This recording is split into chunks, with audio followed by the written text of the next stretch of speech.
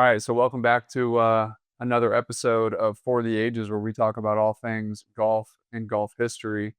I'm so excited today. We've got an incredible guest, Jon Millman, who is the founder of Golf Life Medals.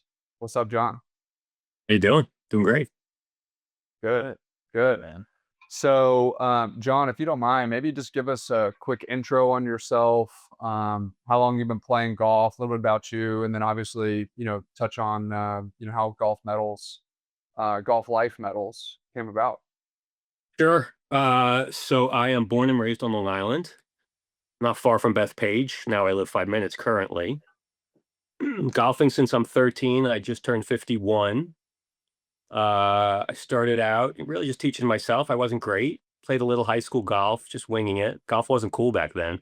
Yeah. Like it was before Tiger Woods, right? So it was tough, but some people were getting into golf. Someone told me about it, and I literally fell in love with it the first day I played, and everyone to a range just played Eisenhower Park, and I think I pured a 6-iron, 5 shots in. I must have whiffed a few times, but then I hit one that actually hit the group in front of us, their cart, but I hit it so far I couldn't believe it, and I was hooked for life. It was remarkable. And so I played some high school golf. I was okay. I played in the counties, but I never really threatened anyone.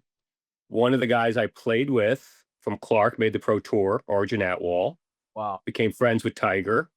And I remember when we were kids thinking how incredible he was. Like, the ball went so far. We still had Woods back then, but he would drive at 300. He had those beryllium ping eye 2 irons. He wasn't a great putter. He broke a lot of putters while we were, we're at different schools, but he was known for breaking a putter and finishing with a 2 iron and still shooting par and killing everyone. Wow. And it's pretty cool that he made the pro tour. Someone like that. And sort of kept in touch with him on Twitter here and there, congratulating him on some things. Worked at a club from about age 16 to 21. North Shore Towers wasn't a great course, but it was cool. They let us play golf till it was dark, which I loved. It's all I really wanted was how do I get access to, golf, because it was expensive as a kid. And when I went to school in Albany, I was an okay golfer. I never really played golf then. So I took a few years off. When I came back, I think golf was really getting big. So this is 96. So think that through. Tiger Woods is getting great. Yeah. And I remember specifically saying, I'm getting good at golf. I used to hit it ungodly far, but no. And so I still have the book. I've tried to give it to my kids. They don't care. But I read Hogan's book, I read Nicklaus's book, and Tiger had a book eventually that came out. And I took all these notes and I literally made a plan. 2 or 3 range sessions for every round. Focus, get your swing. Swing I modeled my swing after kind of Freddie Couples, nice and smooth. And I got myself to a decent spot I was shooting in the low 80s, maybe breaking 80. I broke 80 for the first time at Montauk Downs. And I ended up buying the website because I went to type it in after and look up the scorecard and it didn't exist. So I bought montaukdowns.com, which I still own. If you type it in, it'll go to Golf Life Medals. It's kind of funny. I've had it for 20 years now. We're having 25 years. Yeah. No way. Yeah. But I'll tell you the breakthrough I had in golf. I got myself down to a scratch. I've been a plus a little bit. I'm probably a 1 now because I don't get to practice. Ball markers are killing my golf game. But I had a shoulder injury that I hurt in college playing, stupid flag football that used to click when I swung. And so I decided I had to fix it. So I had surgery at the end of one season in November so that I would hopefully be able to, recover. Did as much rehab as I could like a maniac. But when I started in March and April, it hurt. I really couldn't swing more than 50%. Wow. And back then I was able to hit 5 irons 200 yards, like kids do now. So I remember specifically hitting 5 irons 150. That's all I could swing. But I was shocked how easy golf became. Your misses went like this. Instead of this, when I hit it 200 yards with a 5 iron, the good ones are always good, right? The good ones are always good. It's how bad are the bad ones. When you hit a bad 5 iron and swing that fast, you can lose it. Yeah. And I played courses where you can lose the ball. So with this baby swing, you literally couldn't lose the ball. If you hit it bad, it was just like a little short, a little right. It like never left this dispersion. And it really changed my game. I then went to watch a pro tournament um, in DC when it was like the Avenel. And I couldn't believe how easy these guys were swinging. This was before guys were swinging like maniacs now. Right. Yeah. We're talking the 90s. Like, most guys weren't in great shape back then either, right? They were like, but like on the range, they were just like click, click, click, and everything was straight, straight, straight. And I kind of changed my game. I said the injury helped start it. And then seeing how pros really seem to swing easy, not the longest hitters, not John Daly and Phil Mickelson, but the random guys that were in the top 10 were just click, click, click. They weren't wailing away. And I tell you, that's my game. People are shocked when they play with me. Like, you swing so easy. I'm like, it doesn't go that far anymore. But like, it's all at target.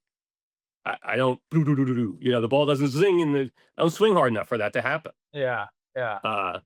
So that's my golf story. I've been, like I said, I've probably been a plus once or twice.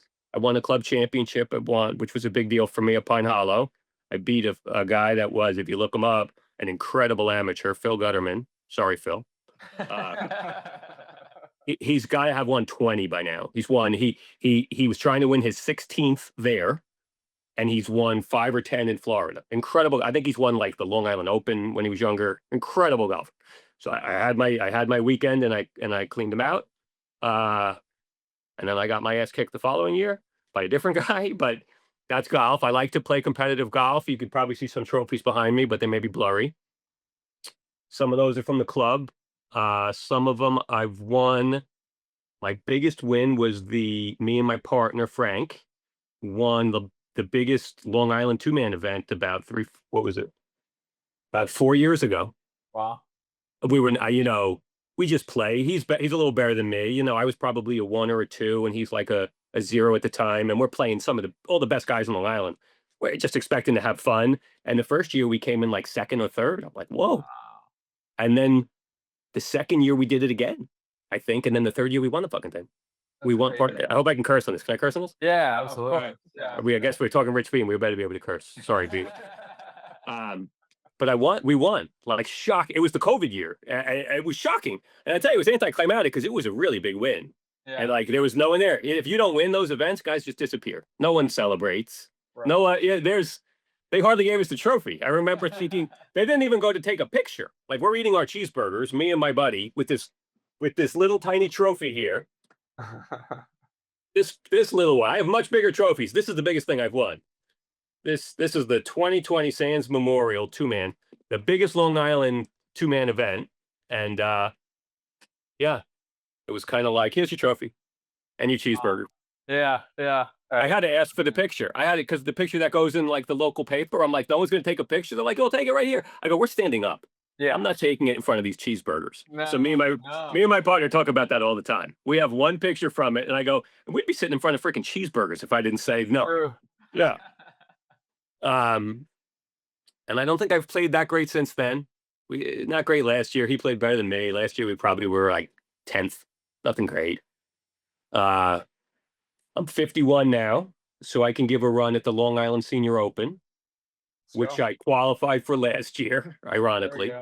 Playing with a guy in my group who's got to be in his 70s. It's mainly like the local pros and assistant pros and really good amateurs, right? Yeah. Not that I'm a good amateur anymore, but I can make a cut in these things. But yeah, I remember thinking this guy is so old. I can't believe I'm playing with this guy. But he made the cut too. It was yeah. And I got lucky. Because I didn't know the golf club I joined this year has hard and fast greens, right? Colonial Springs. So I joined it and 27 holes of golf. It's right next to Bethpage. It's probably the closest course there to where I am. So between my office, Bethpage, my house, I still want to play the block when I can. It's right there. The Long Island Senior Open is there this year, I found out.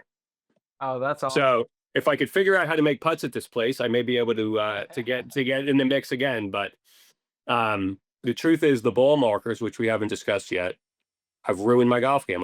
That's been my spare. I'd started making ball markers to do it in the winter when I was bored, not to take up my golf time or my spare time or any of that. It was. I'll get right to it because you mentioned it. It started during COVID, right?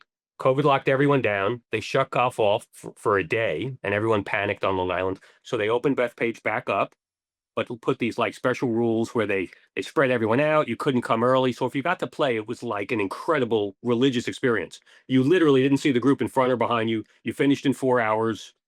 It was phenomenal. No carts. You had to walk. It was just awesome golf.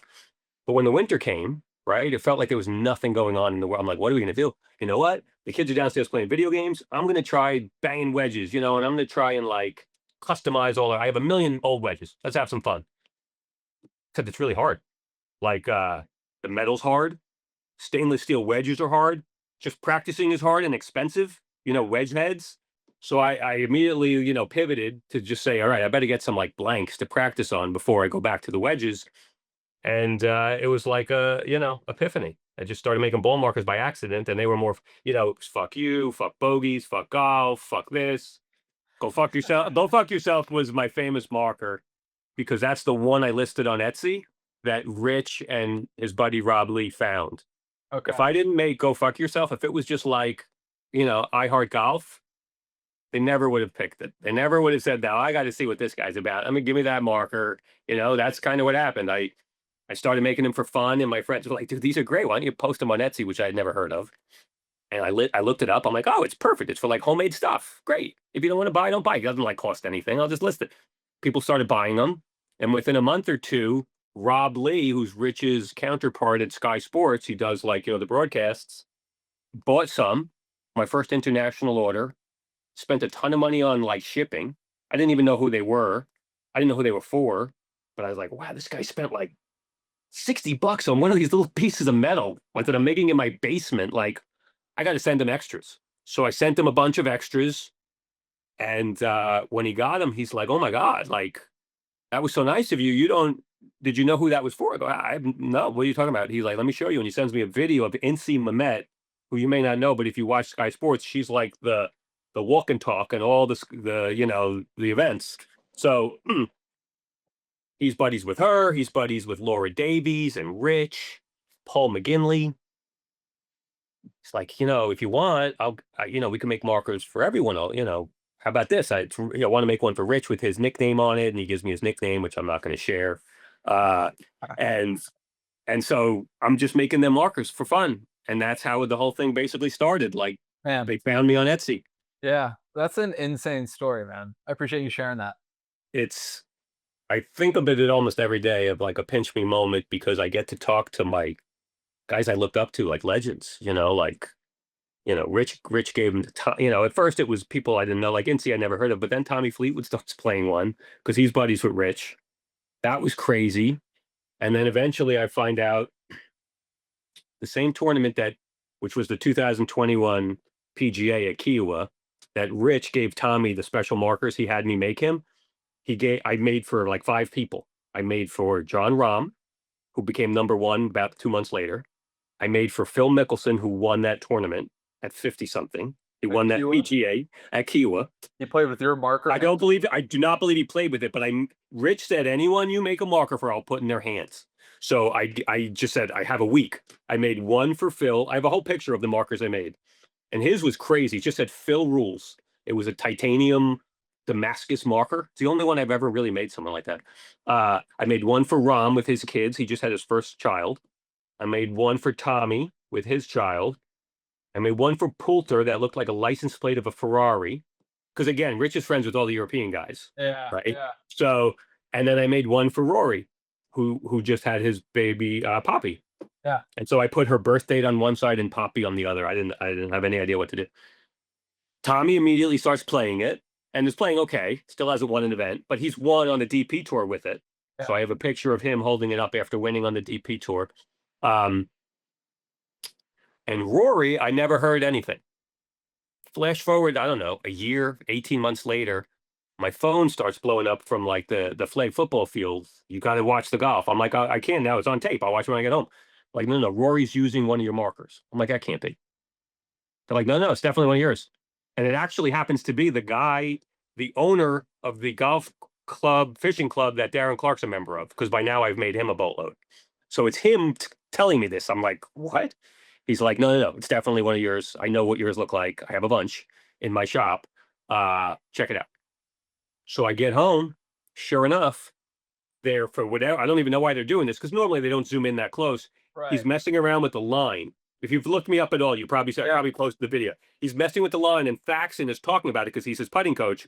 And they're like, do you know what he's doing, Brad? He goes, of course I know what he's doing. He's, lining up. They zoom all the way in, and you can see the marker. You can actually see Poppy. You can see the hearts. I'm like, what? What? Insane. Rory? At that point, the only people using it were Incy Mehmet, who you've never heard of, and Tommy Fleetwood, who's great and popular, but never won anything. Yeah. Rory is number 2. There's Tiger that moves the needle, and there's Rory as the second most popular in the world, I think. And he's using my ball mark? Wow. Has he been winning all these events with it? Like he's he doesn't win randomly. He wins several a year. I'm like, wow. And so, it all kind of took off from there. Man, that's awesome. That's freaking incredible. So I want to dig into that a little bit later, to more of the Rory story, obviously with evolving to the Players and to the Masters, where he secured the Grand Slam. We are a golf history podcast, so we got a little bit of history that we want to talk through today. We talked briefly earlier about some things back in the day, but in the early days, call it 1800s, ball markers weren't a thing. So, unfortunately, if you were around at that time, this venture that you started would not have been applicable, because it just wasn't a thing, right? Stymies were the thing. You see the old videos with the guys chipping over balls, from a foot away, a couple feet away, which, makes me wonder, would Rory have had a better shot of making the putt in regulation if he was chipping that? I don't know. We'll never know. But he got it done. So maybe Pinehurst would have gone different. Yeah, very true. True that. But the rules of golf, basically, it wasn't until the 20th century. So actually, in 1952 specifically, it was whenever the USGA implemented the rule that it required players to mark and lift the ball when it was on the green if it interfered with another player.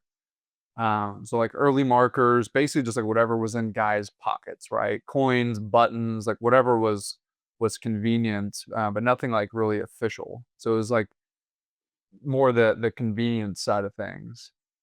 Now, fast forward to when it's implemented, and citing some of the USGA rules, Rule 14-1C, spotting the ball before lifting it. So you can actually place a ball marker right behind or next to the ball, such as a small coin, a tee, or another small object. You can't use natural objects, so you can't use like a leaf or a rock, twig, or a rock, right? There's not really a strict restriction though on what is the ball marker, as long as there's something that's a small artificial object that's not natural to the course. There are some things in there that's a little bit subjective, can't be distracting, which I would probably argue that some of the ball markers you made may be slightly distracting. On purpose. Yes, or deserve. Or deserve. Like, they're by design. If you make me mark a real close one in a match, you're gonna get to go fuck yourself. Marker down. That's just the way it is. That's how it works. Yeah. Tommy only marks.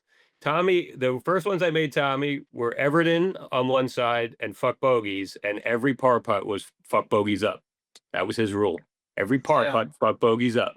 And if you watch these guys that use my marker, they always look. They never randomly place it, ever. There's, for Rory, I believe, the one he wanted like the quote side up or whatever, but they always want one side up over the other. It's great. I love it. Well, I want to touch on that in a second with more of like the superstition side. Yeah. But Chase and I actually had the really fortunate opportunity to go to the Masters this year. Went to the Tuesday practice round, and we actually followed around Tommy Fleetwood and Justin Rose for quite some time. It was great. I've been a Tommy Fleetwood guy for I don't even know how long. To me, his swing is one of the top, if not the top swing on tour, hands down. His 3/4 held off finish is just unbelievable. Did you hear how he started it? No, I didn't. Wasn't he practicing? Yeah, it was a drill. Like his coach was like, you're perfect right down the line. You know, the way you're doing it from here to here is perfect. Let's just do that for a while. And then he's like, it was basically the same yardages as my full swing, but straight, you know, it was, so we just, that's the swing, 3/4 swing. Yeah. The drill became the swing. Yeah. I mean, you were talking about it earlier, right? Like slower swing speed, just like the Freddie Couples, you know, tempo town. It'll straighten it out a little bit. You see Rory actually use that swing quite a bit too in US Opens and Yeah. in the Open Championships. But yeah, we get to follow Tommy and Justin Rose. That's Very great. cool. Those guys may be the two classiest guys on freaking town. Every behind the scenes I see on either of them, I just saw the one months ago on Justin Rose. His house looks amazing, his trophy room and everything. But like, he just seems like the nicest dude. I don't know either. I don't know either of them, by the way.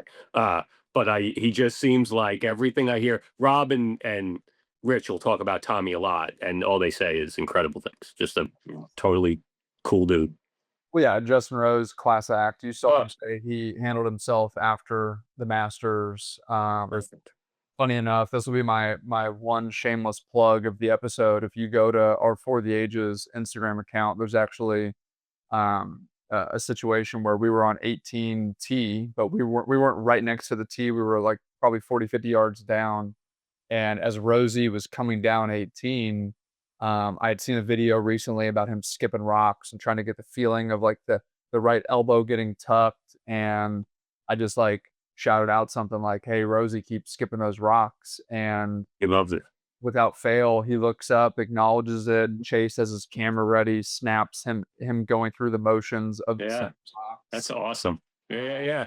These are real dudes, you know, like they're used to hearing nonsense. Oh, yeah, and they hear something that they can attach to. They love it. Yeah, you know, like Yeah.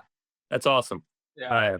Right. Ton of respect for Rosie. I'm pulling for him. I hope he can get his Masters at some point. He's been so close so many times. Oh my God.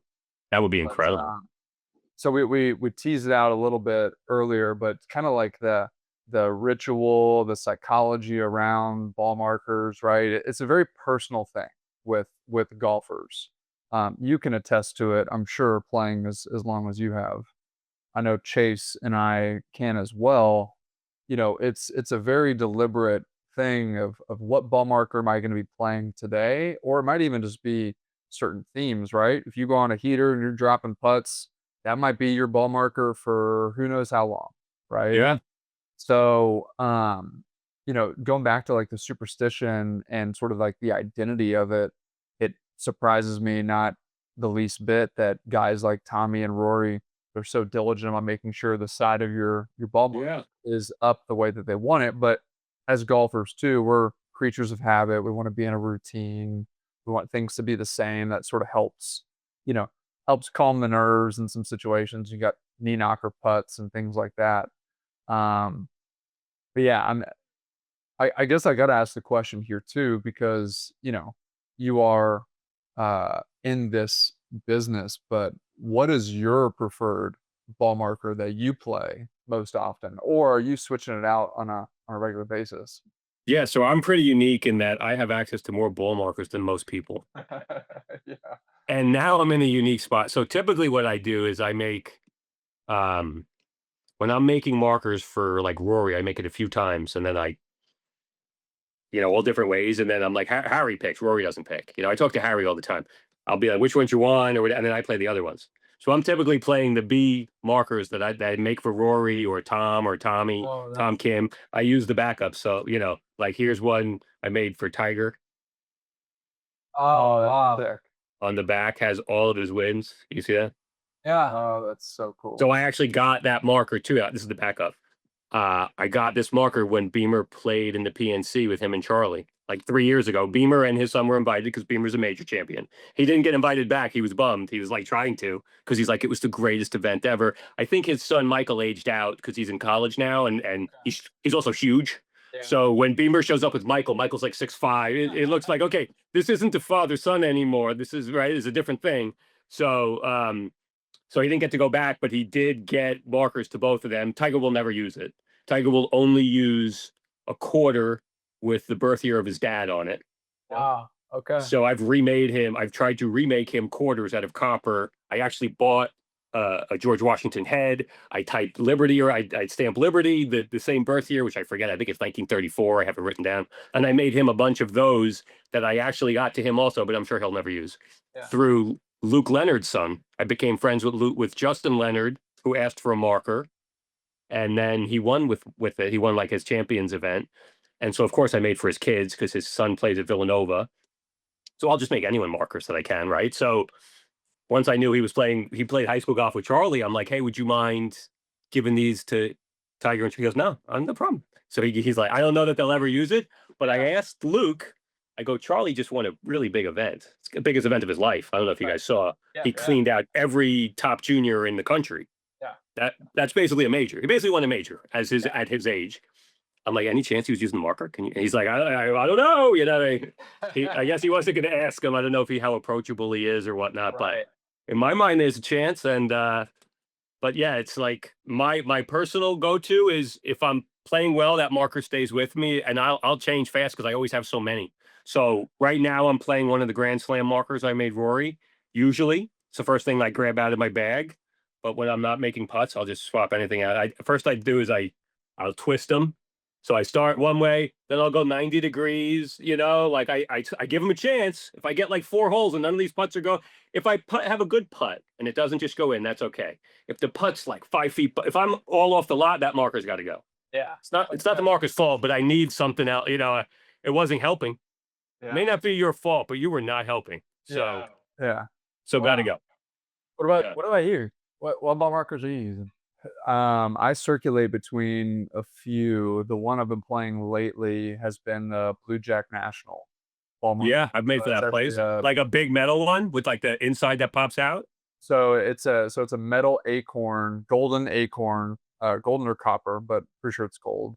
So Blue Jack National is actually the course that Tiger designed in Montgomery, Texas. I was fortunate to get invited. Oh, I forgot it was in Texas. Yeah. I definitely know it was like one of his first designs. I've been to the website. One of the caddies bought stuff, and I checked it out. I'm like, oh my god! Then he sent me a ton of stuff from there, like yardage books and stuff. I'm like, this place was cool. How do I? It's like a 9-hole course too, right? It is incredible. I love places with a 9-hole course. Probably my favorite all-time golf experience to date. Like experience all around. That's what I'm saying. That's what it looked like. Yeah, it looked like that. It is Augusta National in Texas, is what it is. But that's what I'm putting with right now. Okay, every time, no matter how you're putting. Well, I played the course. I guess it was probably about a month ago, maybe 6 weeks ago. So I'm sticking with it now. I'm putting pretty well with it right now. You're putting pretty good. So it's gonna stay there for a while. But I've also got I've got the basic like a dime, like dropping dimes. I've got like an alien with a spaceship. I've got some from like Palmetto Golf Club where him and I played in Augusta. I've got some other more kind of sentimental ones that will sometimes enter the circulation. But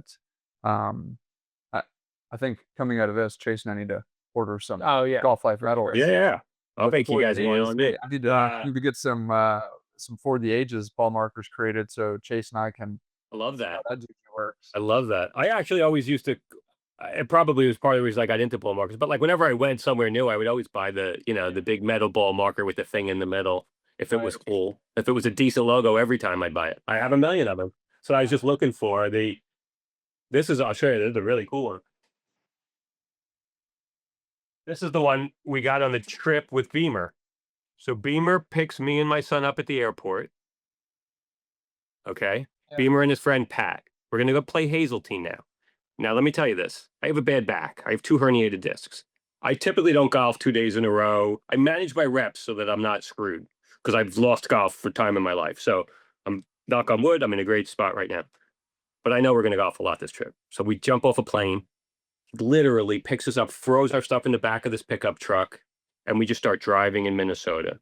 And I'm thinking, my back already hurts. I'm like, okay, we're golfing tomorrow, and then the next day at Hazeltine. We're going to this place, Northwood, and I'll tell you why I showed you this bull market. We start driving for an hour, and all of a sudden, Beamer's like, let's golf. I'm like, oh shit, what does he mean, let's golf? I can't even move. Jacob's like, sure. You know, my 16-year-old Pat's like, fine. So we just start looking on Google. He's just Googling courses we're passing. and telling Pat where it is. This one, he's like, no, we don't want that. This one, no. He's like, okay, how about Lakeview? That's never heard of it. Let's go there. We pull off at some random place, and now we're just golfing. And eventually they find out Rich Beam is on the course. There's people following us. There's like, I mean, he's holding, I can hardly swing. And we're playing golf. If you ever played with like a pro, which I haven't, but I've heard, they're so fast in like non-tournament rounds. Like you have to run to keep up. And that's how it was. I tried telling my son, I'm playing with my 16-year-old too. I'm like, all right, no practice swings, just hit it and go. And if you don't hit it good, that's fine. Just run to it and hit it again. And that's kind of how it felt, but we kept up. And you know what? That round was incredible. We no warm up. We just went out there, and it wasn't a great golf course. We're just blasting balls around this random course. At some point, there's a naked streaker. The cops came. We're like, what? They're like, there's a streaker on the course. Beamer's like, are you kidding me? It became a whole thing. At the end of this, he's taking pictures with the staff, and they're giving us drinks and dinner. It was a whole to do. The next day we go. So now my back is already shot. We go sleep at some guy's house. We wake up first thing in the morning to play this place, Northland, and this ball marker. I don't know if you can make it out. Each one of these is the hole. Yeah. Right. Hole 1, hole 2, hole 3, and there's a time on it. So, for example, hole 1 says 4:30. Hole 2 says 7:30. Hole 3 says 6 o'clock. They're all different times. This is like a Donald Ross design. So the guy tells me, I'm not going to tell you how to read any of the greens, but I'll tell you what this ball marker means, and that's all I'm telling you. And he goes, each one of these, that's the direction the green is tilted. Our greens are, he goes, the greens are lightning here. So make sure you're below the hole. So using this as a compass, right? You don't need to have a green book. You don't need anything. This is Donald Ross kind of genius. All right, I'm on hole 1. It says, whatever I said, 4:30. The pin is over here. You better be short right of that pin if you want to be putting uphill. Yeah. And every hole I looked at my ball marker in this. And the funny thing was I was doing it from the fairway, right? Because I'm a decent golfer. This guy's like, oh shit, you're supposed to use this in the fairway? He's like, on the greens, I'm trying to read with this. I go, dude, this is telling you where to put your ball from the fairway. Yeah. And that's it. If you're on the green already, this is useless to you. Yeah. But this is one of the coolest ball markers I've ever gotten for that, just that reason. Yeah. That's incredible. So before we move on much further, I think we should probably bring up the story. You mentioned Rich Beam a few times now. So Chase and I have a good buddy, a guy named Alex Bodney.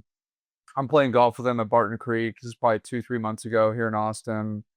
And he's a storyteller, right? And he starts telling some stories, and he goes on about this ball marker that was given to him by Rich Beam, or somehow sort of to make it circulation across this web of golfers, right? So, John, give us like the scoop on what is this ball marker? What does it say? How did it come about? Like, tell us. Yeah, so this is one of my most popular designs from Rich or people that know Rich or Darren Clark or Darren's friends. That's kind of I'm trying to remember how it started. There's been a few iterations, but we've got it dialed in now. It started on circles, but eventually I found octagons in the shape of stop signs. And Rich has a way of just trying to, cut to the quick real quick. And if he doesn't like the way you're acting, for whatever reason, he doesn't like bitchiness, he doesn't like complaining, he doesn't like anything like that. So he had me make on one side, it says stop in the shape of a stop sign. And the other side says be with a middle finger.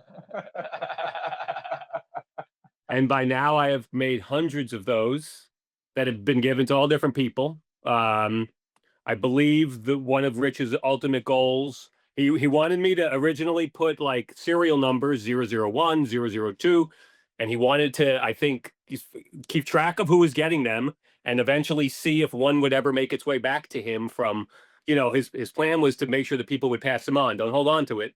Give it to someone else. And the way he would often use them, he was a good golfer, so he'll be on the green up near the hole first, waiting for everyone to chip around, right? Then you get in his way, so he goes and marks your ball and with the stop. And then when you go to get it, you're like, what is this? That was his go-to for my understanding of how he'd use them. I mean, it's kind of crazy that the ball marker has circulated now all the way back to Alex. And we're hearing about it before even having this episode. Yeah. Yeah, that's funny. And as soon as you guys said also, when I asked you where you're from when we started, I immediately think of Beamer. That's his hometown. I love Texas, not because of Beamer. I love Beamer too, but that's phenomenal. I didn't. Well, Yeah. next time we play with Alex, I might just have to be just like in a bitchy mood. Just so I want to acquire. Yeah, these. for So I sure. I might go out of my way to, I like that. rip into stuff, start complaining, maybe throw a couple. Throwing clubs. Yeah, yeah. John, what are some of the most unique like requests that you've gotten for ball markers? So I would say the most common, not unique, kids and dogs. I put on a lot. That's how I get to most pros, right? That's my easy spot. I feel everyone's going to want a ball with their kid on it. People ask for every crazy thing. I'll tell you what. I got one that I see her replying. I got one. The woman's like, I want you to write hole in one, congratulations on your hole in one, and then starts listing the dates, and they were like 3 in like a month. I go, who the fuck is this? She goes, my husband. I go, what the fuck are we talking about? She goes, he has 8. I go, 3 last month? The fuck are you guys doing? Pitch and putt? Yeah. Like, what are you? Well, like, I have 0. I hit it really close a lot. I saw one a month ago with one of my buddies. He shot 100. I shot 78. He got a hole in one. I got nothing. Oh my God. I beat him by 30, 25 shots, and I'm the idiot. By the way, I also hit 17 greens to shoot a 78. I couldn't putt. And this guy makes a hole in one, and I'm like, I don't even want to golf anymore. I feel like I hit the ball great. I can't get the damn thing in the hole. This guy just makes a hole in one, and nothing else matters. That one, it happened to be a perfect shot. It wasn't like a bladed. He happened to hit a beautiful draw, one hop, disappear. We all saw it. Couldn't believe it. That's crazy. Yeah. You should have switched your marker. It's crazy. What? I made him a hole in one marker, of course. I'm like, you're going to lose this thing. If you hit 17 greens and shot 78, you should have been switching your marker every damn hole. Yeah. Oh, believe me, I did. But usually when I play with my buddies, I hardly even use it more. That's the funny part. Like, my buddies aren't that great. I'm just messing. I just get to the green light too, but get the fuck out of there. I'm not grinding on the reed in a practice round on a Saturday. I don't really, you know what I mean? This course is new to me, and I can't figure out how to get the ball in the hole. I already want to. The best kid there plays for Michigan. He bombs it. I'm just going to go out with him and have him explain to me what I'm doing wrong on these greens, because I could hit a putt from 6 feet, the right that goes 6 inches by, that misses just on the left and then just misses on the right. I'm like, how can it go both? What am I doing wrong? Yeah. And then I finally made some birdies. I made 4 last round. I knew I missed this putt from 8 feet. Dead right. I'm a ball right. It was never going in. It dives in at the last second. I go, that's what's been happening the other way. Am I supposed to not aim for the hole? Yeah. I literally had this epiphany. Am I supposed to aim for the edges now and guess if it's the left or the right? Because I know I missed that putt. The second I hit it, it was right. And it was right the entire time. And at the very last second at the edge, it dove in the hole from, 8 feet. Yeah. And so I said, I don't know what's happening out here, but I need help. Yeah. I also really don't care. Like, I don't get that jammed up. I don't play with that many people that could beat me. So I don't care if I shoot a 75 or a 79. I don't want to shoot an 80. And I'm not going to shoot below 75 unless I make putts, Golf is just a lot of fun. Ball's flying pretty good right now. My son is hitting it way past me, my 19-year-old. That's the disappointing part. He's probably a 9. He's never been close to beating me. And we've been the same yardage for a while. This year he's 30 by me. Wow. I've obviously lost 5. He's been working out in college. Yeah. And he's beyond 30 on some holes. It's crazy, actually. He's a full iron and a half longer now, and 30 to 40 by me. I mean, it's gotta be pretty cool to see, though, right? As he's growing, it's like seeing the maturity of his golf. You'd think that. Remember, he's from Long Island. Right. It's my thing I was good at and have been. Everyone knows I'm a pretty good golfer. I know the second he beats me, it's going to be broadcast. Yeah. It's going to be a thing. I don't play with that many people who could or ever have beaten me. I really, I don't lose a lot too. I don't have that many scratch friends. So losing won't be good. And yeah, he almost got me this weekend. Wow. Shocking. Because I wasn't trying to make putts. It was car path only. I had the wrong club a lot. Hitting 7 irons from a 9 iron yardage because I didn't feel like walking back. Next thing you know, I'm up like 1. Shit. Wow. Scary. I hope Yeah. I hope we can stay connected so the day it happens, you let us know. Yeah, I will. I will. We will stay connected, and you will know because it probably will be this year. Because he just broke 80 for the first time, and this course is a lot harder than the one I did. Montauk Downs is fine. This course is a lot harder to get it in the hole. Fast greens and lots of water. You can lose it and very windy. So probably this year. Yeah. Well, So, real quick, Montauk Downs. What's the deal with that again? First course you broke 80, and First course I broke 80 is a long time ago. It's the furthest course out east. It's really far. I used to vacation in Montauk, in the summer when I was younger. I think even before we had kids. And yeah, I broke 80. That was, I was probably almost 30. I felt happy about it. And then I went to check out the scorecard the next day, relive. And I type in montaukdowns.com and it's not there. There's no, so I bought the URL. So I own it. It forwards to Golf Life Medals if you type it in. I haven't been back. I've heard great things. I have a buddy that's like, you want to go play Montauk Downs? Like, no, I would just go play the black. It's 5 minutes. I'm not driving 2.5 hours for a worse course. It's nice, but it's not the black. right. Yeah. And that's really it. It's black also ruins me a little for that. I play the black for $70 and I freaking love it. Love it. I don't care what everyone's like. How do you do it? How do I do it? What do you think? I like cry if I don't break 80? Like I just go play golf. I don't care what I shoot most of the time. If we're not playing for money or it's not a match or a tournament, I just want to have good golf shots. And of course I like playing better, but when you've been hurt and lost golf, just playing golf, to be very happy. So when I could play the black, it's 5 minutes away and it's $70. I could, I turn down a lot of invites that just aren't that. Yeah. If I can get the black. Yeah. Well, I know we talked about it a little bit at the beginning of the episode, but would love to kind of dive a little bit deeper into the story of the ball marker that you made for Rory, that he used to complete the Grand Slam earlier this year in Augusta. Did we see it? We were looking at the Instagram video, and I know we talked about it, but did we see that you actually made it back in 2021? And No. we're finally seeing it at this time, or I guess just No. So the first one I made him was in 21, and then he started using that one in 22. That one just said Poppy on it, her name and her date of birth. Then eventually, once he started using my marker, I kept trying to reach out to him or Harry, and I couldn't. Eventually, I got to Harry, and I'm just like, hey man, I'll make you whatever you want. Just let me know. What else would you guys want? And by the way, I don't want any money. Like this isn't like a hit job. Like just tell me where to send markers. And if you have any ideas of what you want, he's like, thank you. I'm like, I think that's what it was. I said to Harry, I'd love to make you a marker. You're pretty private. I can't find your kids' names anywhere on the internet. Everyone else I could find but your kids. So he's like, oh my God, thank you so much. He gave me his daughter's names. And so I also was kind of careful not to post too many of his markers because I thought maybe he was keeping it private, right? I'm in a dicey spot where if you over market and promote, like I'll lose all the connections I have, I think. Part of it is it's not a job for me. I'm not trying to make a fortune. I'm not trying to wring every dollar out I can.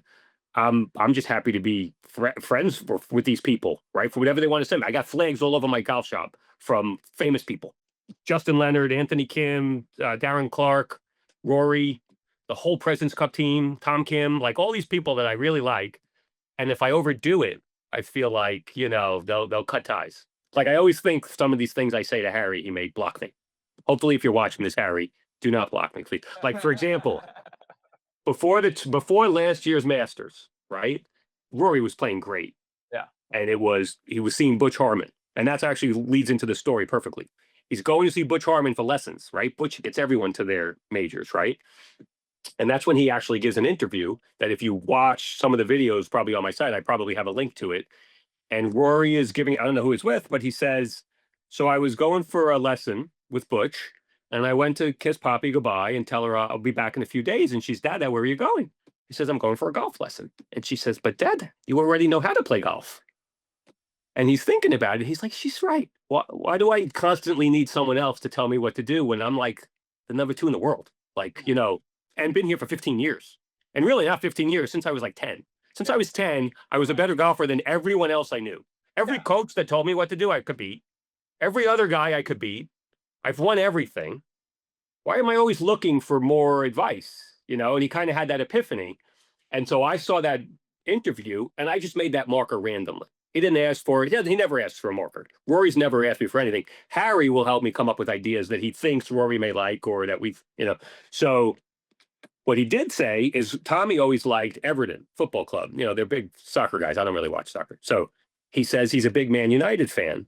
So maybe make a marker with Man United and Poppy. You know, whenever I ask, I feel like he's just saying something to make me go away and like make a marker. So I didn't have the Man U stamp yet. I since have it and made them a lot. So I kind of made, if you look for the marker, it's like a recreated version of the Man United logo with his initials in the middle. And the other side is the quote in the Man U colors. And I sent it off with other ones. Never heard of him using it ever. He wins the Players the month before, which is his biggest win in 5 years. Yeah. And the only markers I've ever seen him use are Poppy and a Ryder Cup. I've made him like 10 of those. It's the only thing Harry basically says he likes. Poppy and the Ryder Cup. And he even says to me, Man United sucks. Don't make them any more Man United. They stink. Okay. No problem. So I make him some more, I'm sure, and send him. He wins the Players with that marker. I assume that's the one he would use in the Masters. It's his biggest win since 2019. But when I asked Harry, I actually even posted something. This is the winning marker, I bet. You know, I'm sure this is it. Not confirmed yet. And then when I finally heard from Harry, he goes, no, it's the one with the quote. And I'm like, what? Yeah. Really? And the quote up every time. So if you ever look at him marking, he always looks at it and he always had the quote up because Man U sucks. So I guess he always wanted the quote reminding him. And that's what he won with. Wow. Yeah. That's awesome. Hard to believe. So I mean, that's just like to our earlier conversation about the ritual, the superstition around it, right? He's probably putting Man U down on the green where you can't see it because he's like, I can't stand looking at you guys right now. Exactly right. But also, I love my daughter. She gave me this great advice. He gave me this refreshed perspective that we all know, like Rory needed that, right? Like he just physically, Rory is the most gifted golfer to be on the face of the planet since Tiger Woods, hands down, right? Yeah. And the guy's swing has been tried and true. He's been fortunate, knock on wood, to not have any injuries to speak of that have really gotten in the way of his career. But it's all in between his ears, and something as small as that, right? Even just recently after the PGA, hearing Jon Rahm talk about how he finished and his renewed sense of perspective since having a child, which was, you know, hey, I played bad. Yep. I'm disappointed in that, but you know what? I get to go home and I get to be with my kid. Yeah. Like that's great. That's the human aspect of these guys. Sure. That is the perspective we can all strive to have. Shit. I mean, John, even your perspective with not caring what you shoot, playing quick, just having a good time because you know what it's like to not play golf. Like that's inspiring just to hear because you know, speaking for myself, I'll let Chase speak for himself, but you know, sometimes I do get a little bit too hard on myself. And you can't not. Golf is hard. Right. Especially when you're making progress on areas that you're working on and then it starts to fall apart again. It's tough. I have this conversation a lot because, like I said, most of my friends are all over the lot. So, like, you know, my friends could shoot anywhere from mid 80s, 90s, hundreds, all of them. And so, and they see me. And they'll be like, do you ever get mad in the golf course? I go, I am fucking furious over that last shot. But it don't look like you're furious. You know, I just deal with it differently. And what I've tried to explain to all of them is exactly how and why. The same way. I go, I've lost golf for over a year. And then I've really struggled to get it back without being in pain. And so I appreciate being out here, but you're not good enough to get mad at every shot. Right. Yeah. Like not for nothing. I don't get mad at every shot. And how many of you seen me miss today? Like, they didn't go anywhere near where I wanted. So what the fuck are you doing? Like, you're not on the range. I go, before I got to this, you guys think I don't try because I make it look like I don't try. That's the fucking secret. I try with everything. I think about golf at every moment of the day. While I'm sleeping, I'm thinking about the golf balls I played today and where I want to put it tomorrow. I just don't swing a club all the time. And I may not go to the practice range because I can't swing, but I'm on that chipping range every day. I don't go on a golf course without chipping it, and putting maybe, but if I can't chip, I can't score. Yeah. Because I'm not going to hit all these greens anymore. And I'm not, you know, I'm much shorter. I can't believe how what my Arco says my drives go now. Like, I really can't. But I don't go to the gym. I'm 51. I don't go to the gym. Ball's not going to go further. Like, that's how it works. So hit it better. I've also been at country clubs with old guys. So when you see these old guys at country clubs, you know your future, right? I used to be the long guy, and I would be this guy would hit his hybrid inside my 9-iron. You know, I'd always outdrive him, and he would hybrid it to I'm like, okay, that's where your golf day will be. Get to that. Yeah. You're gonna if you don't get to that, you're dead. So you have to learn the control and target side, and you better, have your short game. But the mental side is a lot. I mean, Rory's the perfect example. That Masters win was the biggest roller coaster. I mean, everyone's heart was in their throats. I was like dying, and I'll explain why.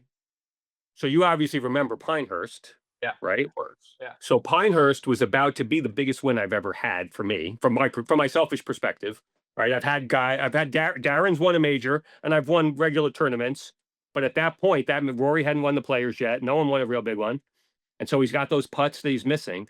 The one on 18, if you go back and watch the clip later, he misses the putt, and then he marks with my fucking marker. I'm in the clip. I'm in the fucking clip of him going, into his pocket, pulls it out, puts it down, fixes the ball and putts. I'm in that clip. I could cry as he's doing it. I'm like, don't take it out of your pocket. Just putt.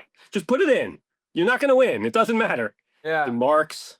I could cry. I'm in that clip. But I'll tell you what, if you watch the clip of the Masters, his ball marker is in all of that while Justin Rose is assessing and putting and slow motion right by my marker. And I was like on the green. Yeah, I felt like I was on the green with him. That's so freaking incredible. And I will give up the U.S. Open for the Masters. That's what I said. To the golf stars. I go, okay, I get it now. I get it. Couldn't have both. Yeah. This was the one. Thank you. Yeah. This was the one that golf needed. Rory needed. We needed. Everyone needed a big timeout so we can give the guy a break.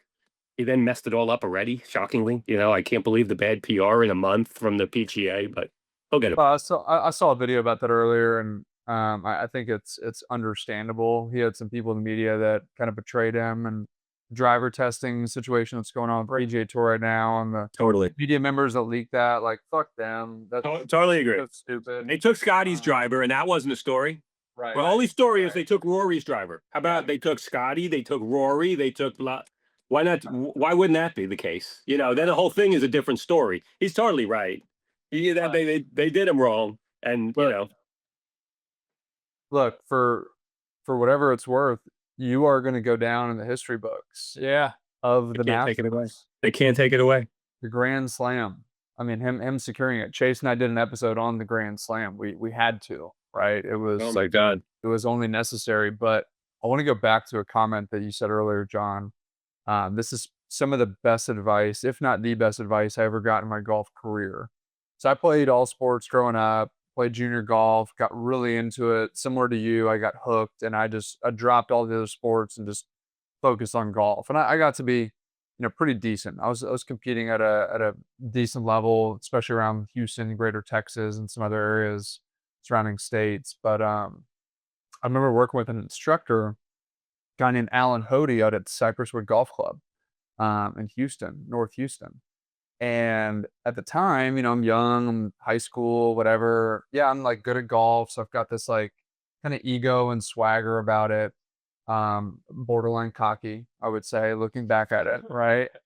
But I remember specifically in a lesson, my dad was there with me. I was getting a lesson from Alan, and I was getting pissed off because I couldn't execute some shots that we were working on. And he looked at me square in the eyes and he said, "You're not good enough to get mad." Yeah. And at the time, being like that, whatever, 16, 17-year-old kid that I was, it's like, fuck you. Like, Yeah, yes, I am. exactly. Fuck, man. Yeah. But now looking back on it, that has completely reshaped how I try to act on the golf course, to not get to that point where I'm throwing clubs. Chase on Sunday saw me borderline almost. Oh, yeah, I saw him. To that. I almost got to the point, but I stopped. What caused it? What caused it? We don't need to talk about that, Tom. I want to know. Was it a swing or not a putt? It was a shit shot. It was not a putt. It was Bad shots are just terrible. It's just it's deflating. Yeah. It sucks. We don't need to go there. Yeah, we don't need to. We don't. My cousin, who's had an amazing short game, has developed in the last 3 weeks the chip shanks. I've never I mean, Well, dead right. And we're talking a kid, you know, he's like a 9 handicap. He can shoot around an 80 or around a 90. Hits it much for 2 clubs longer than me, much stronger than me. And has always had a great short game. And I'm telling you, from right next to the green, shit's going at a you know. And then once you do it once, you know, the second one you don't even want to swing. No. I haven't hit a shank in a while. Knock on wood. I'm sure I will tomorrow. But I don't want to swing again when I No. do. I need it And, great. that story is all too familiar. About 3 weeks ago, I developed that out of nowhere. I mean, I was playing a lot of golf at that time because I had a lot of free time. And I think in 3 weeks, I played 6 rounds of golf. And the last weekend, it came out of nowhere. That's And what I'm like, happened. oh, that's weird. So then I went to go hit the second chip Yeah. shot, same thing. And I was like, That's when you're screwed. do I putt from 30 yards or 20 yards out or 15 yards Hybrid. out? Hybrid. Yeah. That's whenever I've had a shank, I go right to my hybrid. I'm not going to shank that. And I've used it on par threes from 140 yards. Like the last time it was like 6 years ago, Yeah. but I Hazel rocketed a 7-iron, and my friend goes, "I've never seen you do that." I go, "It's no big deal." He goes, "Hit another one." I didn't want to hit another one. He goes, "Hit another one." I go, "That's fine." Fine. So I put one down, same spot. It's tough. I'm like, I'm not using an iron again today. Yeah. And it was obvious. It was more than 6 years ago because I remember the course we were at. It was a good decade ago.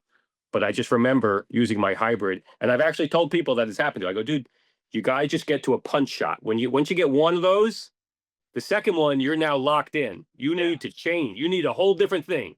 You need a different idea, a punch. You can't just be thinking, just keep swinging. And then you'll hit 3, 4, and 5, and then you're done. And your season's done. You're about to end your season. Yeah. You're literally describing what happened That's crazy. on 13 at Falcon Head.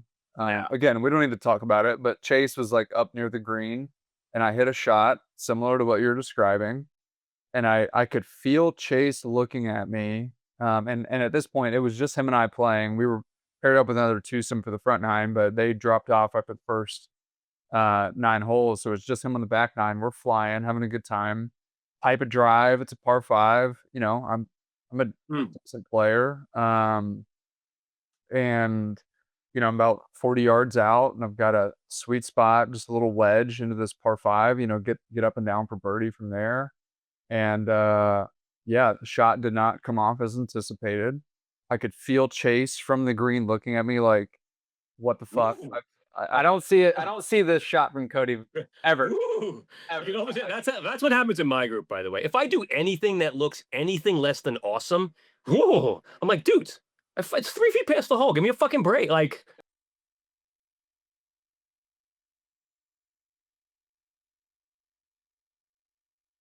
Like everything has to be perfect. I'm like, I'm not to play by myself. Like, fuck you guys. You think I'm laughing at you? Oh, I didn't but say how'd you get out of it? You got through it. You got through it. He got through it. I didn't say anything. I looked away, You gotta look away. Yeah. lined up my putt, and was like, I'm just gonna let him deal with that. Yeah. For what it's worth, the next hole, I shook it off. I went up, hit my baby is my 2-iron. I'm an old school player. I play it. Sure. That is my go-to club. I hit a stinger 2-iron out the next tee, had a wedge into the green, hoisted, Got you going. hit it to like 15 feet, gave me a good look for birdie. So like I was able to shake it off, You shook it off quick. but you know, you never like seeing those shots come off the club. And with somebody like Chase is my best friend, so like I can pick up on his energy, and it's not just my frustration. I can feel him looking at me like, "Oh shit, dude, is everything okay?" Right. Are you okay? Do we need to call someone? Yeah, it's actually amazing that you can have 100 great shots in a row and 1 or 2 bad ones, and it's like you're confident. They're like times 100. Your confidence can be gone like that. Yep. I can spend 2 hours in striping the ball. I hit 1 bad one, and now I feel like I can't hit one again. Like golf's amazing, but it's also not us. It happens to the pros, right? I mean, we've seen some of the best pros completely lose their games. Max Homa is in the middle of it right now. Right. He can't hold the caddy. He's playing better though. He's playing Yeah, better. he is. He is. He can't hold the caddy. Something's going on. Yeah. Right. Yeah. Right. But he's playing How do you better. get fired by your caddy? It's tough. When you're Max Homa, Right. and playing well. By the way, if you're on Max Homa's bag and he's coming back, you're about to be a millionaire. Yeah. And he got fired by the caddy? Well, longest day in golf, he's qualifying for the US Open. Qualifying on his own, he I three-putted. literally like, I will pick up the bag. Everyone said that. Don't even He obviously was trying to make a point, I think, because he Right. could have got a caddy. Yeah. He has money, right? And there are caddies there, and he could have paid any of them $150 to tote his bag around. He absolutely had that option and chose to stick it on his back and like make a point of poor me or whatever it is. I have no caddy. I've got nothing. I'm a man without a country. I got this. I'm a Big Max fan. I've made him markers. I'm a Big Max Helmet fan. I want him to get out of this fast. I would love him to be on the Ryder Cup team. He's been an amazing Ryder Cup competitor. He's got a long way to go, but you know what? Like you said, he's had some good finishes. He would have made this. He three-putted the freaking hole and then lost in the playoff, I think. Yeah. He would have been in. Yeah. Love Max Homa. I think that was a self-inflicted. I need to kind of punish myself on this. I've done it. And look, as athletes and competitors, sometimes you need to do something like that to just shake it off. But He also said he didn't want anyone else. Like, let's face it, caddies can be annoying. I'm sure you could tell the guy, shut up. I'll give you 500. Shut up. Just carry. Yeah. Right. But he wouldn't. He'd get a yardie. He'd get something. He's like, I just wanted to be on my own. No one in my head but me. Yeah. Whatever. I'll tell you one other Rory story. So right when I said he's never asked for a marker, he did ask for one. So me and Harry have had a rule because I used to send him, you know how like the equipment companies will give everyone the bag of the event they're at, the memorial bag, the US Open. So I used to make like a US Open marker and send it, and then he wouldn't win. And then make a Masters marker and send it, and he wouldn't win. He's like, all right, no more markers before the events. Only when we win. I go, that's a good rule. That would be our new rule. So, but I bought all the trophies. So I have the Masters, the actual Masters trophy. I already had the logo. I got the US Open trophy. I got the Wanamaker. I already had the Claret Jug. And as soon as he won, I started trying to make Grand Slam designs, right? So I must have made 4 or 5 different ones, and I send them to Harry. I'm like, which one you like? One says Rory Slam, and I put the players in there, so it's got 5, you know. And so I send it to him, and he's like, oh, these are great. These are great. Awesome. You know, we'll take 2 of them, you know, whatever he said. Never heard back. Never told me where to send them. They're in a different city every week. Like, I can't just send them. I don't have your address. Yeah. And so now they're in New Orleans at the Zurich that he's playing with Shane. Yeah. And it's Wednesday night, and he goes, hey. And he doesn't always reach out to me. Usually I'd reach out to him with something. Every now and then he does. Rory just asked, where are his Grand Slam markers? I go, the fuck you asking me? You never said send them. What do you want me to do? I got it right here on my desk. Like, I didn't even tighten them up. Like, you didn't even pick. I like to usually make them a few times. So Right. Yeah. he goes, you may need to emergency send them, which I've done twice already. I've emergency sent to Darren Clark, and I've had to emergency send to Tom Kim, which I love. The fact that it's an emergency is phenomenal to me. Yeah. You really need, right? And Paul Tesori, the caddy, sent me like hundreds of dollars for like the ship. I didn't want any money. He sent me some awesome stuff, but he's like, give me your Venmo. Because I'm like, so I said to Harry, I'm like, I'll run to FedEx right now. It's like 8:30. I think they close at 9. He goes, tomorrow morning's fine. He wants to use them this week. So I sent them all Thursday morning. For like one day express. He got them Friday. They didn't win or anything, but he asked for markers and got them. Wow. The funny part, so the marker just says Grand Slam with all the trophies. And I saw him looking at it and marking constantly, like near the hole. He was playing with Scotty at the next tournament. And I'm just thinking, Scotty's looking down at that Grand Slam marker right now. Hey, Rory's fucking loving it. Oh, He's just, I bet. he's like, yeah. you could be 2 feet away. I heard him literally say once, I'll mark. And he could have bought it. I literally, how they're like, it's close. I'll mark. Yeah.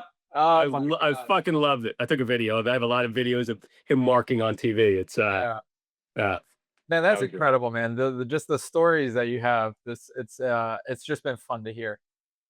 I keep threatening Rich. I'm like, Rich, I'd live right near Beth Page. Like, can we have like a barbecue for, backyard barbecue? I mean, where these guys can't go out on Long Island. They're not going to like Blackstone. They're not going to a restaurant. Yeah. They're going to either eat at home or come over. I'll feed everyone. It'll be great. Yeah. All right. Man, that's awesome. That's awesome. Yeah. Okay, get it done. So, all right. So as we, before we wrap up, actually, I want to throw something out there. So you mentioned that, you had previously had your pursuit to breaking 80. There's something going on. You got some weird juju going on Long Island with these ball markers, people winning. Tommy Fleetwood, we're still pulling for him. Again, Tommy Fleetwood, one of my favorite professional golfers right now. He did get his DP World Tour win. Yeah. But we need him to win in the Big States time. on the PGA Tour. We need him to. I think his first win is going to be a major. That's my Oh. prediction. Oh, that would be great. We also have another guy who's sitting right here with us who's on his pursuit to breaking 80. So whatever you can spin up that you think, and maybe we could take this offline too, Yeah. spin up something to give my guy some juju. This year, we talked about it. And I've been telling him the year for Love it. months and months. I've seen his game progress, and we go to the range all the time, and we'll work out kinks and help each other and all the things, right? But this is his year. But I think what it's going to take to get him over the edge is he needs that Golf Life Medals ball marker. Yeah, He does. And He does. I'm going to pay you for them. So figure out whatever design we can catch up offline, figure out how Yes. to work. I need my guy to have the confidence to break 80, and then we're going to run this shit back and we're going to talk about it. We'll do another episode with him breaking 80 with the ball marker, and it'll be a mad celebration. I love this idea. wow. I love this idea. Well, Cody just pulled that out of his ass. No, but I'm here. Short game, man. Breaking 80. I'm hearing all this stuff, and I'm like, this is literally what Chase and I have been talking about. He's now gotten fitted for clubs. I got him in the Club Champion. Oh no! What clubs did you buy? The TaylorMade, which ones are The P270s. they? Yeah, They're good. the 790s. 760s or 790s. Those are awesome. Yeah. 790. Awesome. Got the Callaway Elite Triple Diamond driver. Oh, The Ping. I got a Ping 3 wood that I really like. you're fucking gonna break 70. I don't know. I've been floating Just your- around. I've been playing in the mid 80s for consistently about a year now. I'll touch 82 or 83 every now and then.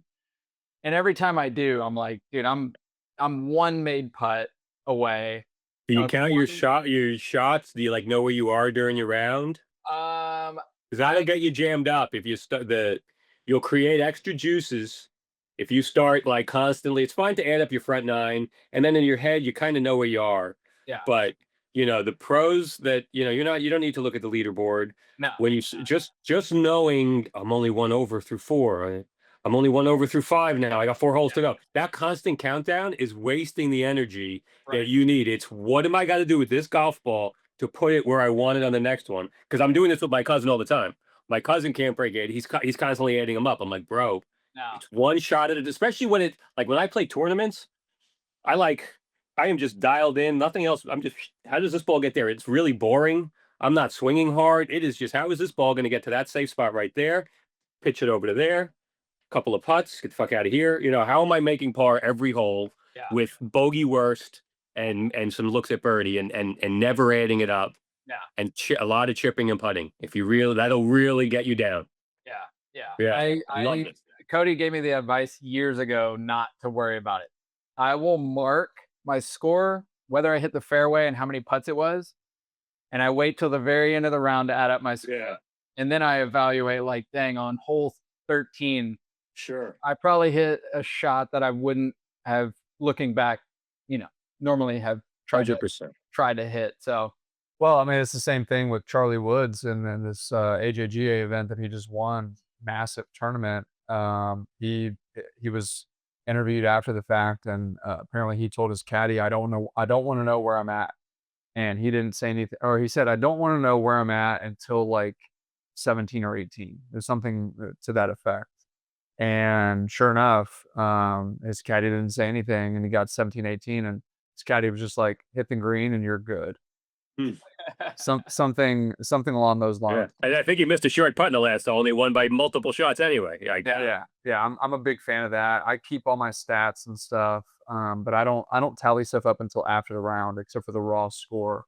Yeah. I can think through like what did I miss it right on the fairway here? Did I have 2 putts? Did I have 1 putt? Did I get up and down? But it's golf is such a funny game with the mental side. Like, so I was playing last year. It was actually right about a year ago now. I shot my career best round at a course out here in Austin called Lake Cliff. And the start of the round, like, it wasn't anything special. It was just kind of like one of those boring days, fairways, greens, couple putts, a birdie here, a birdie there, and I was playing with my buddy Charlie and another couple guys, one of them that I'd never played with before, and I made eagle on 15, made birdie on 16, and when I made the birdie on 16, the guy I'd never played with before, he goes, "Man, you're playing really good today. Like, what are you at?" And I kinda blacked out, and I just said, "It doesn't matter," and I walked off the green, I walked straight to the next tee box. And, my buddy Charlie after the round was like, "Dude, I knew you were locked the fuck in." As soon as I heard that come out of your mouth, you're like, "Doesn't matter, doesn't matter," and you both like, people were still putting, I was like, I gotta get out of here 'cause What did you get? know I'm in a good spot." So that was my career best. I What shot was it? 66. Wow, I think that's that was terrific. yeah. That is tremendous. Yeah, it's it kind of goes like that. Like my best round on black was a 70, which is 1 under. It's a par 71, and I started out with a bogey. The first hole's easy as shit too. But there's also no driving range, and when I show up on a Friday, I'm just going to golf. I'm not like, let's go get a record score. But then all of a sudden, the hole opened up, and I started making everything. And I was actually playing with some of the local dads who had never played with me. They invited me, so like, we heard you good, let's go. And then what I did, they couldn't believe. I'm like, guys, this is not it. I don't normally everything going in the hole, birdie, birdie, birdie, birdie. And when you come back across the road, I was even. And I usually you can double bogey all those holes. Yeah. And I got up and down on 15, I birdied 16, I birdied 17, and I left it this far from birdieing on 18 to go to like 2 under. I'm like, this is not normal. But everyone in town started thinking it was normal. Just put it down. Something that's funny about that is, interestingly enough, some of my better rounds actually start with a bogey on the first hole. Yeah. Ever since that round, I now think that. And it no longer scares me or bothers me. I never think, oh, my round is ruined now, which I used to be like, how am I gonna get under par? I know I'm gonna make more bogeys. Like, this is the easy hole, like Right. it's I mean, that first hole at Bethpage is easy, sort of. And bogeying it doesn't scare me. I birdied it and I haven't shot that score. I birdied it many times and I haven't shot that score. So you know what? Like, you just got to stay in it. And my other best friend, the best round I ever shot was at my old club, was a 68 par 71, so 3 under. I'm gonna shit my pants in the first 6 holes. Like, I literally was gonna shit my pants. I must have been 2 over, ran to the bathroom, came in and lit this place up for birdieing everywhere. I went from 2 over to 3 under in 11 holes. The greatest round of my life, and I literally wanted to die. Yeah, maybe we should cut this from the show. I don't know. Oh my god, that is well, actually, looking back at my career best round, I was actually out with you the night before getting drinks, and we were out late, and I woke up. I almost didn't show up. I almost Maybe that's what I'm saying. I They say, and that goes right into the psychology. They say, beware of the injured golfer. When you feel like shit, you're not thinking of everything. You're just like, like Right. one shot at a time. You're just like, oh, how do I just hit this ball? All you're thinking about is the shot because everything else sucks. Yeah. You're not swinging 100%. And so, like, when you're off, that sometimes brings out your very best golf. And it actually makes sense because Yeah.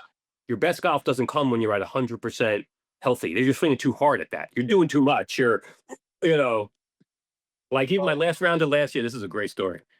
At Bethpage, just playing a random round with my buddy. It's like freezing. This is like November. I only want to play 9 holes. He wants to play as many as we can. We're walking on the yellow. So he's not a great golfer. I taught him to golf during COVID. So I don't really care what we do. First hole, I have a birdie look from 12 feet. I lip that out. Second hole, I have a birdie putt from 15 feet. I lip that out. I'm not even reading. I'm just putting and putting and putting. We finally get to like the 6th hole. And I'm probably even. It's a fairly easy course. Par 5, I almost put it on in 2. Chip, I now go 1 under. Okay. Hardest par 3 on the course, almost in the hole. Wow. 2 under. And so next hole, so now I think I'm in the zone. Hit a shitty drive. I hit this from the rough over the tree. I think that one's in the hole. Birdie that one. I don't birdie 9, and now I want to go home. I'm like 3 under, right? But I don't care. I'm freezing. My friend's like, we're still playing. Okay, we play on. birdie the next hole is a par 5. I don't birdie the next par 3. Drivable par 4, I birdie that one.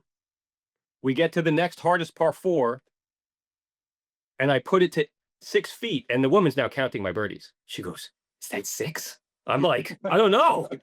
Is it?" I go, "I'm not going to make this one." I don't think I made that one. I think that one lips out. We get to the par 3. I hit it 2 yards off the green. So I look at her. I go, "It's going to be hard to birdie this one." We laugh, chip it in the fucking hole. No. We go to the next tee. The two of them are in their cart talking. I was walking with my buddy. They're in the cart. She goes, "Who are you?" I go, "What? What's your name? I want your autograph. We play a lot of golf here." And they're speaking in broken English. "You are the number one we have ever seen." I'm laughing with my buddy. Like, are you saying he's hysterical because he's seen me do crazy shit. But, like, I'm like, "You're kidding, right?" I didn't sign the thing, but I think she really wanted an autograph. Oh, I played 2 more holes, and I left the zone from there. With that autograph, that near autograph, left. I think I bogeyed the next hole. We played 1 or 2 more up there. Man. But like that round was like I still think that was like the best stretch of my entire life of just the ball going in the hole. Yeah. Without even trying or thinking or caring. I was like all bundled up. I'm like, whoo, 10 feet, bing, everything in the hole. Do. I mean, it's. And I'll never forget. I'll never forget her saying, "You're the best we've ever seen. You're the best we've ever seen."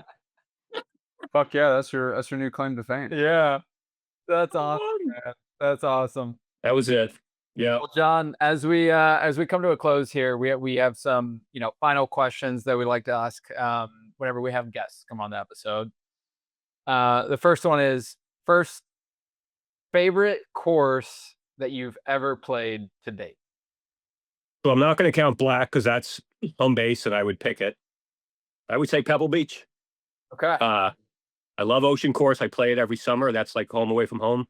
But Pebble was pretty surreal. I'll tell you what, if you've never played it, it's the smallest greens you've ever seen in your life. Really? You don't notice it unless they'll talk about it every show.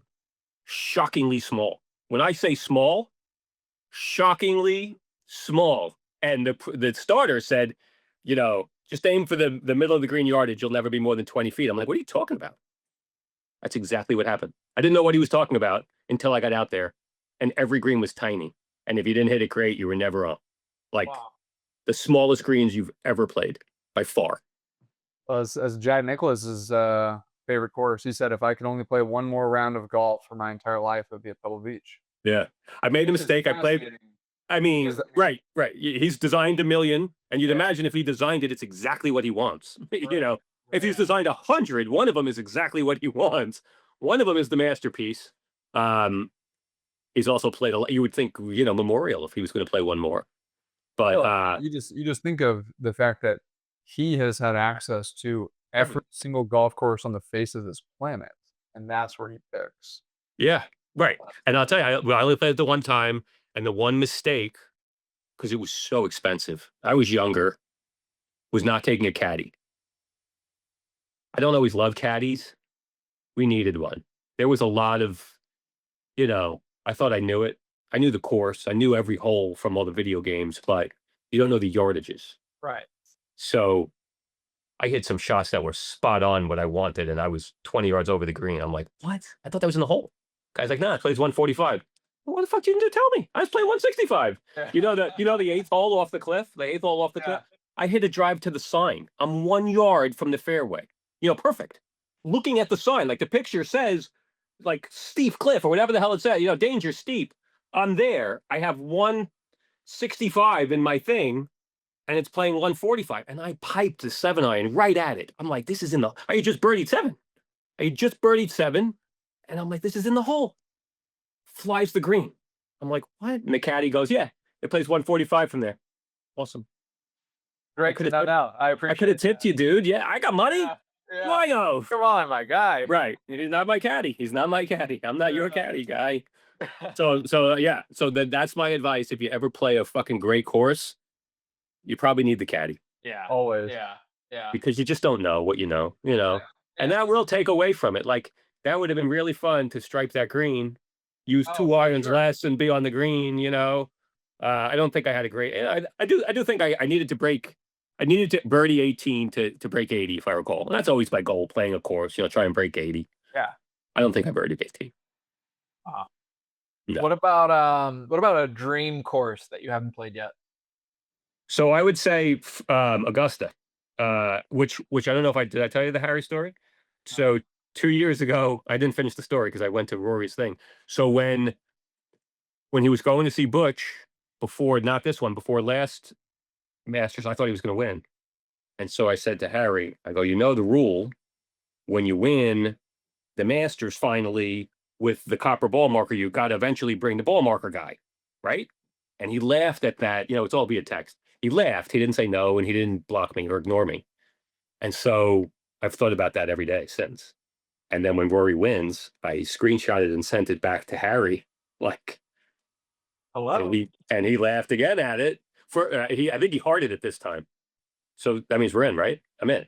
Man, I fucking hope Hey, so. people don't forget. I mean, Yeah. if anybody that is a guest deserves to go and tee it up at what I would consider heaven on earth, it is you, my friend. Yeah. I mean, All right, Rory has one piece of equipment that he isn't paid for, that isn't TaylorMade or Nike. Right. He chose my ball marker. Yeah. I get to go, please. That's got to mean Please. so much too. So, but if it wasn't Augusta, if it wasn't Augusta, I would say it would be some of the Long Island has incredible courses. Friars Head, I've only played the front 9. I heard the back 9 has like a bridge on a cliff, something extraordinary. I played the front 9 in pouring rain and we got called off the course. So I'd like to get Friars Head. I've gotten most of them. I'd like Shinnecock again. But yeah, golf is great. yeah, Mm. it's such a fun sport. And one of the things, and Chase and I have talked about this a lot, and just in general, is like the relationships that you get from the game of golf, right? Like him and I decided to start this podcast because we're just golf addicts. And for me, I love the history side of the game. Chase does too. I've been in it for a little bit longer than Chase has. I played competitively and stuff. We're now getting him to break 80, and damn it, he's going to break 80 with life medals. I love it. But just the people you get to interact with, the conversations you get to have, you get paired up with the right people, you exchange numbers. Next thing you know, like you've got a buddy that you can hit up whenever. So the relationship side of it, it's awesome. And man, it's been such a pleasure having you on tonight. Really appreciate you joining us here. Where can people find you? What's Instagram? If you got a Twitter, website, what's the info? Yeah, so it's all Golf Life Medals. My Instagram is Golf Life Medals. My website, I do try and post stuff, mainly pictures, and been busy as hell with orders. But I'm probably going to get caught up soon, and then I may just shut them down so I can get some golf in.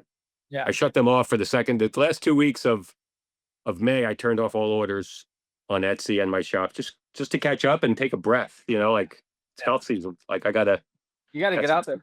You got some tournaments coming. I've been playing plenty of golf, but I haven't been, enough. I haven't been practicing enough to shoot good scores, and I want to. So, yeah. But it's been great. I loved chatting with you guys, and I'm going to make you a marker to break 80, and I'll make you a marker also to break 70 again, and we'll have a blast. If you guys want to get to Long Island, when are you going to be on Long Island? You said in June? Yeah, mid-June I should be there. I'm going for work, so I'm trying to see if I can squeeze in some golf, but I got to figure out meetings. All right, well, keep in touch, and if you can't get around to Best Page, you're welcome. Come play with me at Colonial Springs. Cool. Yeah, sounds good, man. I'll keep in touch. All right, guys. John, absolute pleasure, man. Really appreciate you again, and let's run it back again soon. You got it. Talk soon. Awesome. Thanks, John. Thanks, man. Bye.